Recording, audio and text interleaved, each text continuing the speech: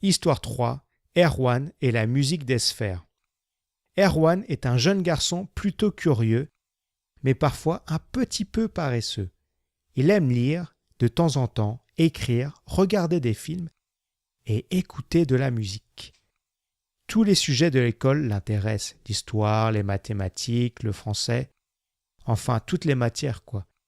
Mais il y a une chose qu'il déteste par-dessus tout, Erwan ne supporte pas qu'on l'oblige à quoi que ce soit. Dès qu'il est obligé de faire quelque chose, celui-ci perd tout à coup de son intérêt pour Erwan, ça ne l'intéresse plus. Or le problème, c'est que les parents d'Erwan veulent absolument qu'il fasse de la musique classique. C'est dommage, il aimait bien ça la musique, sauf que maintenant, il se sent obligé et n'aime plus cela. Chaque fois qu'il se rend au conservatoire, c'est une véritable torture.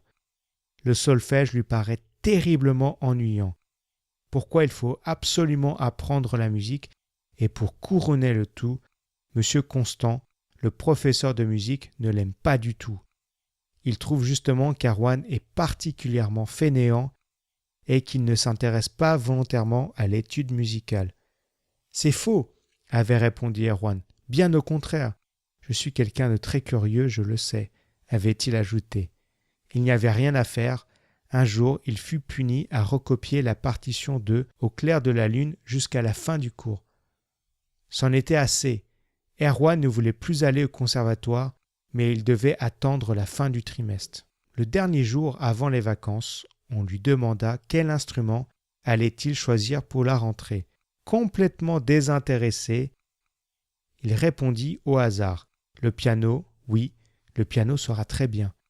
Les vacances passèrent et à son retour, Erwan était véritablement décidé.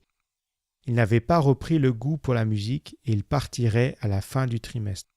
Tout de même, le premier cours serait sa leçon de piano. Il n'aurait pas à supporter les humeurs de M. Constant, car celui-ci enseignait le violon.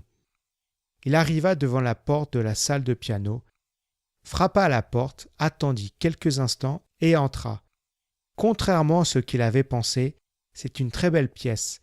La lumière orangée la rendait calme et apaisante. Un superbe piano noir l'attendait, posé sur un magnifique tapis au milieu de la pièce. Son professeur l'accueillit chaleureusement.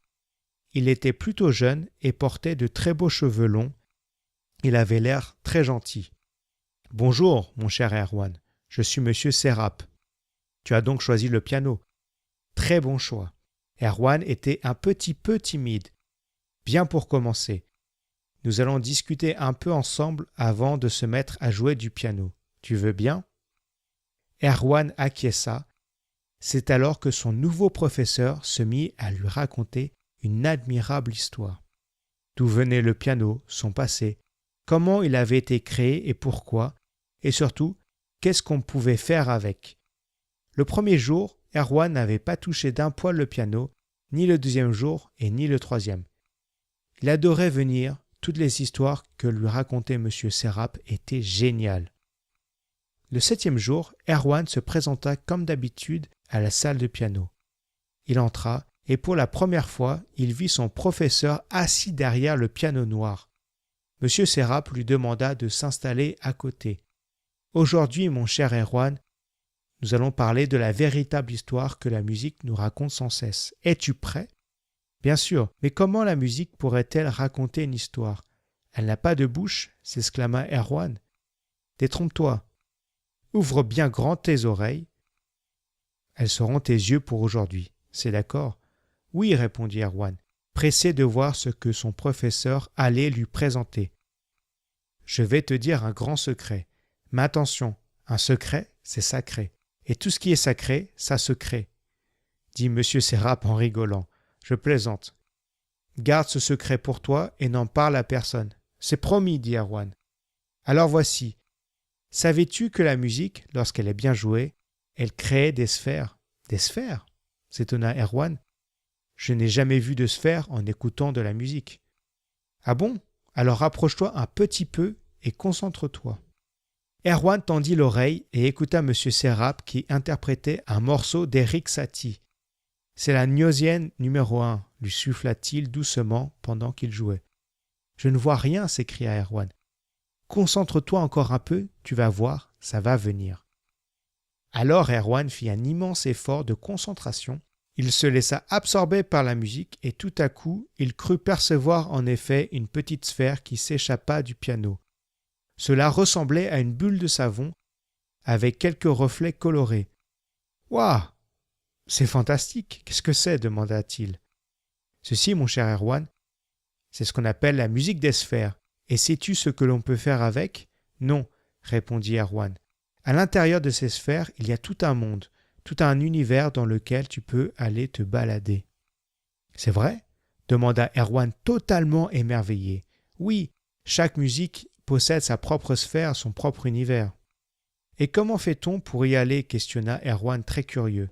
« Pour cela, il faut jouer soi-même la musique. »« Alors il faut absolument que j'apprenne à jouer du piano, » dit Erwan, plein de joie. Erwan s'entraîna dès qu'il le pouvait. Il apprenait les notes de musique, les partitions, le solfège et le piano. Presque tous les jours, il trouvait un moment pour s'entraîner. Ses parents étaient ravis et M. Constant ne l'embêtait plus. C'est alors qu'un jour, tandis qu'il s'était exercé durant de longues heures, il s'installa derrière le piano de la salle de musique, ferma les yeux et se mit à jouer. Ses mains se baladèrent sur les touches du piano et créèrent une somptueuse mélodie. Et seulement là, alors qu'il jouait sans réfléchir, il put rejoindre le monde caché dans la sphère qui s'échappa du piano. Erwan n'en croyait pas ses yeux. Ce monde était magique, peuplé de nombreuses créatures que l'on rencontrait souvent dans les contes de fées. Depuis ce jour, Erwan s'entraîna jour et nuit et il devint l'un des plus grands musiciens du monde. Et surtout, l'un des premiers écrivains de la musique des sphères, pour ceux qui savaient la reconnaître bien sûr.